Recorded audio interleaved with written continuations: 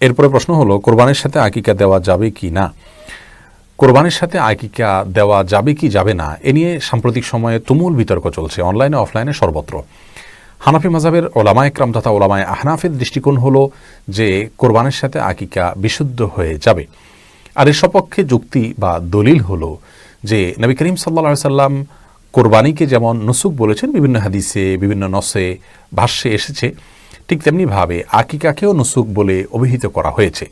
যেমন মুসনাদে আহমদ সহ বিভিন্ন হাদিসের কিতাব, মুওয়াত্তা মালিক সহ বিভিন্ন হাদিসের কিতাবে বিভিন্ন হাদিস বিশুদ্ধ সূত্রে বর্ণিত হয়েছে, নবী সাল্লাল্লাহু আলাইহি সাল্লাম আকিকাকেও নুসুক হিসাবে অভিহিত করেছেন। যেহেতু দুইটাই নুসুক, অতএব কোরবানির যে বিধিবিধান, কোরবানির যে সুবিধা, সেগুলো আকিকার ক্ষেত্রেও প্রযোজ্য হবে। তো এই যুক্তির ভিত্তিতে, এই দলিলের ভিত্তিতে কোরবানির সাথে আকিকা করাকে বিশুদ্ধ বলা হয়ে থাকে। কিন্তু একটি কথা আমাদের কোনোভাবে ভুলে গেলে চলবে না যে জায়েজ একটি আর সুন্নাহ আরেকটি। ইবাদতের ক্ষেত্রে জায়েজ নয়, বরং সুন্নাহ তালাশ করতে হয়।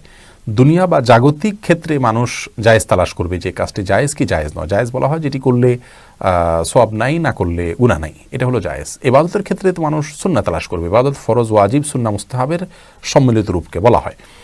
অতএব এখানে জায়েজ না তালাশ করে সুন্নাহ তালাশ করা উচিত আমাদের। আর যদি সুন্নাহ তালাশ করতে চাই, তাহলে আমরা বলবো যে আকিকা সপ্তম দিনে করা হলো সুন্নাহ। কোনো কোনো হাদিসে 14 বা 21তম দিনে কোথাও এসছে।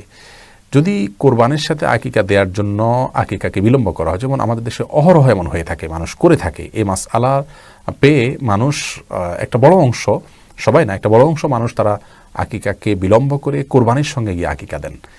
এটি যে অনুত্তম এবং অনুচিত সে বিষয়ে কোনো সন্দেহ নাই। অর্থাৎ এই কাজটি করা সুন্নাহ বিরোধী বা সুন্নাহর খেলাফ কাজ, যে আকিকাকে তার নির্দিষ্ট সময় থেকে বিলম্ব করে কোরবানি পর্যন্ত অপেক্ষা করা, কোরবানি পশুর সাথে আকিকা দিবেন, সেজন্য এটি সুন্নাহ পরিপন্থী কাজ। অন্তত এই জায়গা থেকে বাঁচা উচিত। তবে যদি কেউ কোরবানি পশুর সাথে আকিকা করেন, তাহলে ওলামায়ে আহনাফের দৃষ্টিকোণ থেকে সেটি জায়েজ হয়ে যাবে।